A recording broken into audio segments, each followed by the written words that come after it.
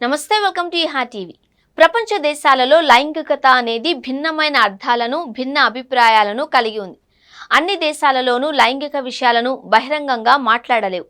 కొన్ని దేశాలలో మాత్రం లైంగిక చర్యల గురించి, లైంగిక అభిప్రాయాల గురించి స్వేచ్ఛగా మాట్లాడే అవకాశం ఉంది.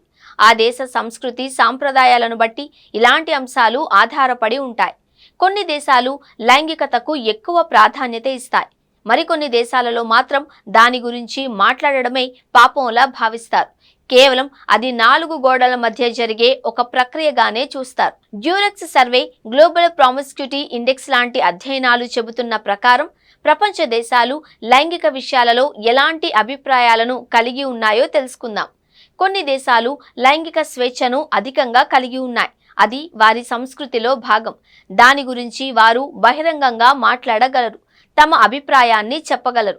అలాంటి దేశాలు ఇక్కడ ఉన్నాయి. ఆస్ట్రేలియాలో లైంగిక స్వేచ్ఛ విషయంలో ఎంతో ముందడుగు వేసింది.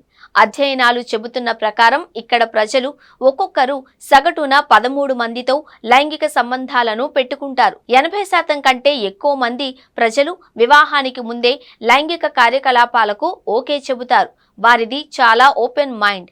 లైంగిక విద్య కూడా చదువులో భాగం చేస్తారు. వీరికి స్వేచ్ఛ చాలా ఎక్కువ. తమ భాగస్వామికి లైంగిక సంబంధాలు ఉన్నాయి అని తెలిసి కూడా ఎంతో మంది వాటిని తేలికగా తీసుకుంటూ ఉంటారు. గ్రీస్లో కూడా లైంగిక సంబంధాలు అధికంగానే ఉన్నాయి. ఏడాదిలో ఇక్కడి ప్రజలు 160 సార్లు లైంగిక కార్యకలాపాలలో పాల్గొంటారు అని తేలింది.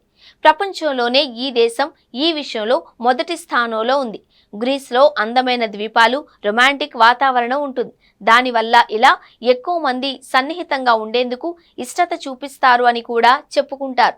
అందుకే ఇతర దేశాల నుంచి గ్రీస్కు హనీమూన్కి వెళ్లే వారి సంఖ్య కూడా ఎక్కువే. ఇక్కడ చట్టాలు లైంగిక స్వేచ్ఛకు ఎంతో మద్దతుని ఇస్తాయి. స్కూల్లో కూడా లైంగిక విద్య నేర్పిస్తున్నారు. ఈ దేశంలో నివసిస్తున్న ప్రజల్లో 65% మంది తమ లైంగిక అవసరాల గురించి ఓపెన్ గా మాట్లాడగలరు. బ్రెజిల్లో ఉన్న జంటలు ఏడాదికి 145 సార్లు లైంగిక కార్యక్రమంలో పాల్గొంటారు అని అధ్యయనాలు చెబుతున్నాయి. అక్కడ పండుగలు ఎక్కువ, బీచ్ కల్చర్ కూడా ఎక్కువగానే ఉంటుంది. వారి జీవన శైలి కూడా ఉల్లాసంగా ఉంటుంది. అందుకే అక్కడ వారు ఎక్కువగా లైంగిక స్వేచ్ఛను కలిగి ఉంటారు. ఒకరికంటే ఎక్కువ మందితో రిలేషన్షిప్ ను పెట్టుకుంటారు. భారత్లో సాంప్రదాయాలు ఎక్కువ. ఇప్పటికీ చాలా గ్రామాలలో ఆడపిల్లలకు స్వేచ్ఛ లేదు. లైంగిక కార్యకలాపాలు అన్నవి వివాహం తరువాత మాత్రమే అని గట్టిగా నమ్మే సమాజమే ఇంకా ఉంది. అయినా కూడా కొంతమంది ఆ కట్టుబాట్లను దాటి స్వేచ్ఛా వాతావరణంలోకి అడుగు పెడుతున్నారు. మన దేశంలో ఒక వ్యక్తి 3 సంబంధాలు కలిగి ఉంటాడు అని తేలింది. ఆస్ట్రేలియా వంటి పాశ్చాత్య దేశాలతో పోలిస్తే ఈ సంఖ్య చాలా తక్కువ. మన దేశంలో 60% మంది కంటే ఎక్కువ భారతీయులు తమ లైంగిక చర్యల్లో సంతోషంగా ఉన్నారు అని చెప్పారు. అంతేకాదు, సన్నిహిత సమయాన్ని వారు ఎంతో గౌరవిస్తారు. మన సంస్కృతికి తగ్గట్టే నడుచుకుంటూ తమ లైంగిక అవసరాలను కూడా తీర్చుకుంటారు. ఏ దేశంలోనైనా లైంగిక దృక్పథాలు వాళ్ల సంస్కృతి, చరిత్ర, నమ్మకాలపైనే ఆధారపడి ఉంటాయి.